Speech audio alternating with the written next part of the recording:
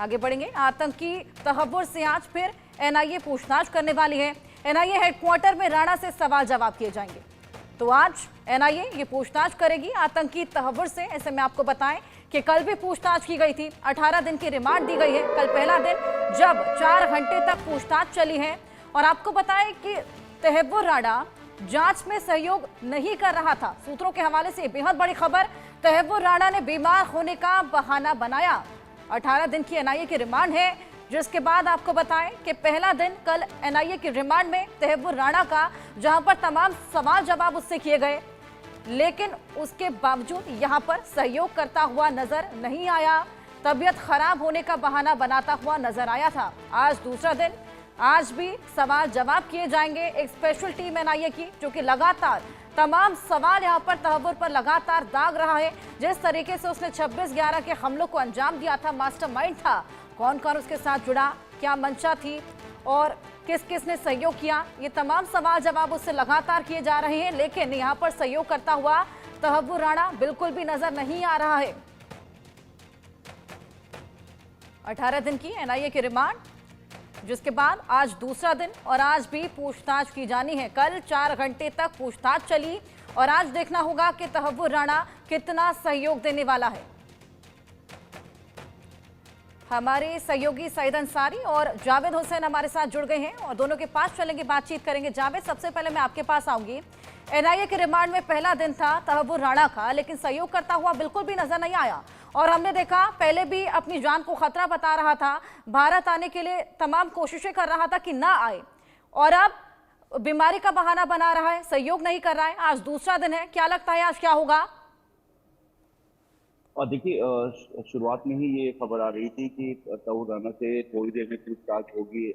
अगर पहली शुरुआत की बात करें हम शुक्रवार की, तो तहव्वुर राणा जो था वो पूरी तरीके से घबराया हुआ है, क्योंकि वो अब हिंदुस्तान पहुंच चुका है। उसे कहीं ना कहीं हिंदुस्तान ना पहुंचने की उसने कई याचिका सुप्रीम कोर्ट में दी थी, अमेरिकन सुप्रीम कोर्ट में, जिसे बाद में सुप्रीम कोर्ट ने उस याचिका को खारिज कर दिया था। शुरुआत में ही जो सोशल के हवाले से जानकारी है कि जो एजेंसीज है वो तहव्वुर राणा को पहले नॉर्मल करना चाह रहे हैं, जिससे कि वो नॉर्मल हो सके, क्योंकि वो बेहद घबराया हुआ है और वो बहुत ज्यादा साफ नहीं बोल पा रहा है। हालांकि एजेंसी की तरफ से उसे नॉर्मल किया जा रहा है, क्योंकि ये सारी जो क्वेश्चनिंग है, जो सारी पूछताछ है, ये वीडियो रिकॉर्डिंग के सामने है, क्योंकि इसमें जो भी इसकी पूछताछ होगी वो वीडियो रिकॉर्डिंग के जरिए होगी। इसके स्टेटमेंट को रिकॉर्ड किया जाएगा, जिससे कि ये बाद में किसी भी बयान से मुकर ना सके। शुरुआत में ये बहुत ज़्यादा घबराया हुआ था और उसके बाद एजेंसी ने एक नॉर्मल तौर पर इसे नॉर्मल करने के बाद इससे पूछताछ शुरू की।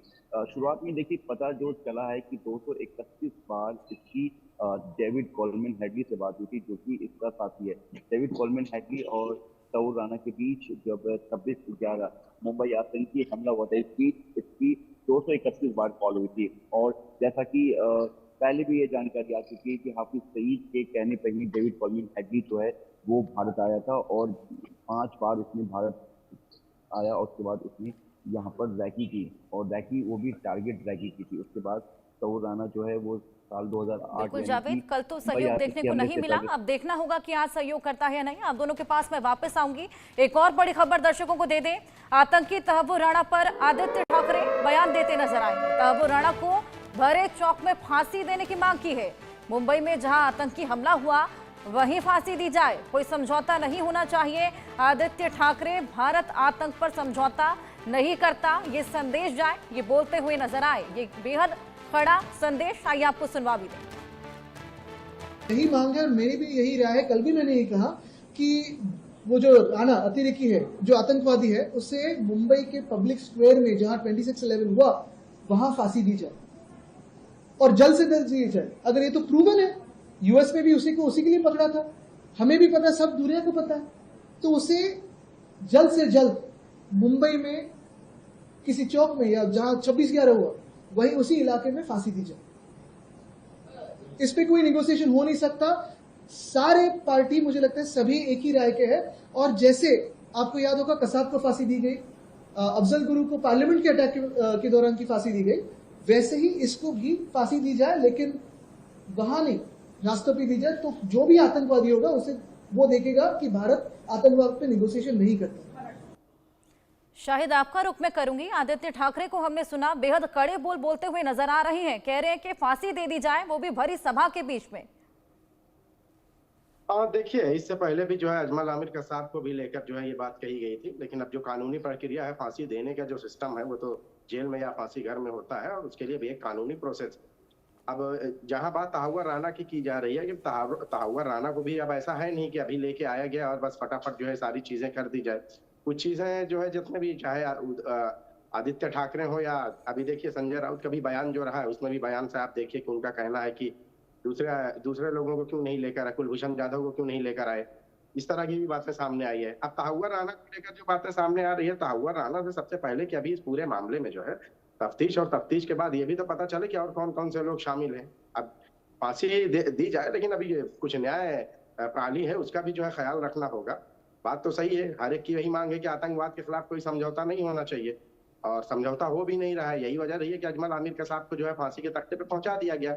वो अलग बात है कि इसके लिए एक लंबा प्रोसेस रहा है कोर्ट का, और कोर्ट प्रोसीडिंग रही है। अब तहावर राणा का भी मामला ऐसा है कि तहावर राणा को जो अभी लेकर आया गया है, अब इसके साथ साथ बहुत सारी जांच होगी, और इस जांच में जो है ये तो पता चलेगा कि अभी तक तो जो है मुंबई की जो क्राइम ब्रांच की जो जांच रही है उसमें यही पता चला है कि इसमें पाकिस्तान में बैठे सारे लोग जो है कम्युनिकेट कर रहे थे। उस कम्युनिकेशन में जो है तहावर राणा भी था, और ताज होटल से जो बातचीत हो गई थी तो उस दौरान जो है अबू जिंदाल नाम का जो शख्स था वो कोई और नहीं था, वो महाराष्ट्र का ही था, जिसका नाम जैबुद्दीन अंसारी था। बाद में उसकी भी गिरफ्तारी होती है। अब ये सारी चीजें तब आई हैं जब जांच हुई है। अब तहावर राणा जब जैसे यहाँ आया है, तो तहावर राणा से भी अभी वो बहुत सारे राज हैं जो जानना जरूरी है। अभी चूंकि दिल्ली एनआईए जो है इस पूरे मामले में पूछताछ कर रही है, अभी उसके साथ साथ जो है वो जितने शहरों में गया था उन सारे शहरों में भी उसको लेकर जाया जाएगा, किन किन लोगों से मिला है। मुंबई का कोई एक आई विटनेस है जो जिसके साथ उसकी मुलाकात हुई थी, जो कई मामलों में उसकी मदद भी किया था, उससे भी पूछताछ होगी। तो ये है कि जो सारी चीजें हैं, सिर्फ इसलिए जांच इसलिए नहीं की जा रही है कि ये हमला हुआ है, जांच इसलिए की जा रही है कि इस हमले के पीछे कौन कौन से लोग थे, ताकि भारत उन चीजों को लेकर जो है और जो है मजबूत हो जाए और सशक्त हो जाए कि आने वाले दिनों में और इस तरह के कोई अगर हमले की प्लानिंग है या कोई और तरह की चीजें भारत के खिलाफ की जा रही हैं, तो वो सारी चीजों पर जो है पर्दा उठ सके। तहावर राणा जो है इन सारी चीजों को लेकर बहुत एक अहम, सिर्फ यही नहीं है कि साजिश करता है, बल्कि एक अहम कड़ी है जिसके लिए जो है भारत को जो है जांच, जब भारत की जो जांच जो है बढ़ेगी, एनआईए की जांच बढ़ेगी, तो इसमें और भी और अहम खुलासे हो सकते हैं। सिर्फ ये नहीं रहा है कि लश्कर तैयबा और आईएसआई के जो एजेंट इसमें शामिल रहे, सिर्फ यही नहीं, बल्कि ये पता चलेगा कि इन हमलों के अलावा भी इन लोगों ने और क्या क्या प्लानिंग की थी, या और क्या क्या प्लानिंग आने वाले 10 साल 20 सालों में उनकी रही होगी। ये सारी चीजें पता चलेंगी। अब आदित्य ठाकरे ने जो बयान दिया है, ठीक है, उनका बयान है, और ये भी कह रहे हैं कि कोई भी पॉलिटिकल पार्टी को इस पर कोई इशू नहीं होगा। जाहिर सी बात है, किसे क्यों इशू होगा, क्योंकि 26/11 जो आतंकवादी हमला हुआ है, 166 लोगों की मौत जो है, और अगर इस पर भी कोई सियासत करे तो फिर ये तो कहा जाएगा कि भाई सियासत जो है घिनौनी सियासत है, क्योंकि उस हमले ने जो है झकझोर कर रख दिया, मुंबई जैसे शहर को जो है हिला के रख दिया, 3 दिनों तक इस शहर को बंधक बनाए रखा।